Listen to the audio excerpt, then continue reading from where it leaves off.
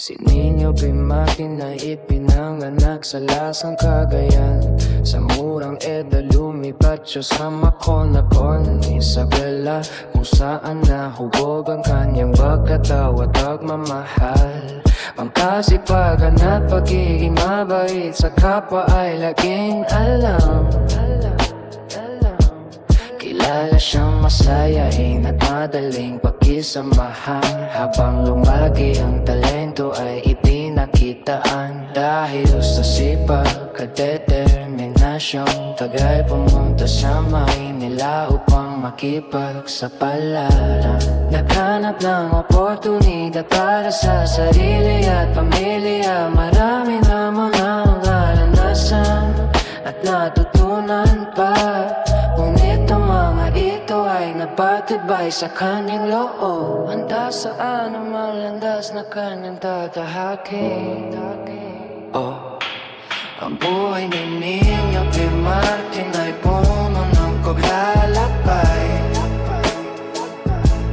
Mula Pilipinas hanggang South Korea ang kanyang daan. Mapagkumbaba at masayain sa kabila ng tagumpay. Ang kanyang kwento ay nagbibigay ng pag-asa at galak. Sa South Korea ay pinalawak ang kaalaman at pananamahalagang karanasan ng kanyang natamo at nadalaw. Sa kabila ng mga pagsubok at mga nakamit na tagumpay, nanatili siyang mapagkumbaba at laging masayang mamuhay. Ngayon sa TV lakang siya ay naninirikan, patuloy na ibinabahagi ang talento at kasipagan. Ang positibong pananaw sa buhay ay kanyang alay, isang inspirasyon sa marami sa araw-araw. Ang buhay ni Nino P. Martin ay puno ng paglalakbay. Mula Pilipinas hanggang South Korea ang kanyang daan.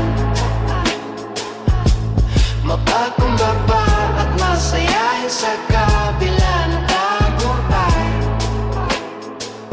Ang kanyang kwento ay nagbibigay ng pag-asa at galak. Sipag, tiyaga at pananampalataya ang kanyang sandata. Pangarap maabot saan man dahil ng tadhana. Isang patunay na kayang harapin ang anumang hamon, ngiti at pagya.